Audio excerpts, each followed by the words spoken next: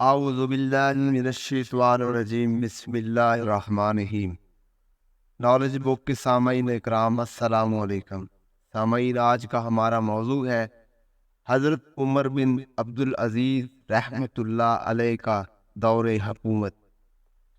حضرت سیدنا عمر بن عبدالعزیز مدینہ منورہ کے گورنر تھے۔ بہت خوش پوشاک تھے اور خوشبو وغیرہ لگانے کے عادی تھے۔ بہت ہی شان و شوکت اور معیاری انداز میں زندگی گزارتے تھے، حتیٰ کہ ان کی چال تک لوگوں کو پسند تھی۔ ان کے چلنے کے طرز کا نام پڑ گیا المشی الامری، یعنی عمر بن عبدالعزیز والی چال، اور لوگ رشک کرتے تھے۔ جب ان کو خلافت ملی تو ایک دم سے ان میں تبدیلی آ گئی اور وہ بالکل بدل گئے۔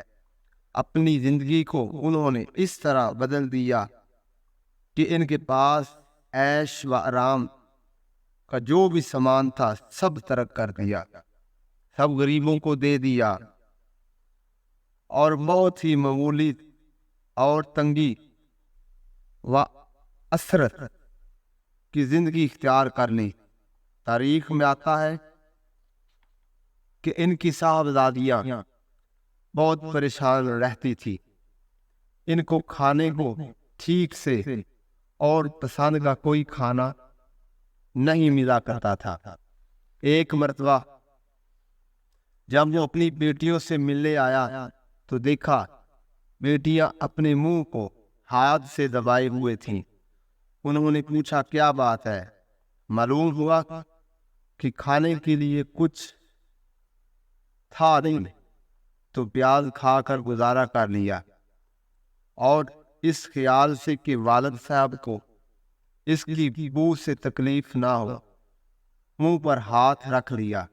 یہ دیکھ کر حضرت عمر بن عبدالعزیز رحمت اللہ علیہ رو دیے اور کہنے لگے، بیٹیوں، اگر تم چاہو اور اس بات کو پسند کرو گے کہ تمہیں تکلیف ہو اور تمہارا باپ جہنم سے محفوظ رہے اور جنت میں جائے، تو تمہاری عنایت ہوگی، یعنی میں تم کو تمہاری پسند کا کھانا دے تو سکتا ہوں، لیکن میں اسے درست نہیں سمجھتا۔ پھر انہوں نے ایسی حکومت کی مثال قائم کر دی اور کہنے والے کہہ گئے کہ خلفائے راشدین 4 نہیں 5 ہیں، اور 5ویں عمر بن عبدالعزیز رحمت اللہ علیہ ہیں، اور یہ عمر بن عبدالعزیز وہ تھے جو پہلے بہت ہی خوشحالی کی زندگی گزارتے تھے۔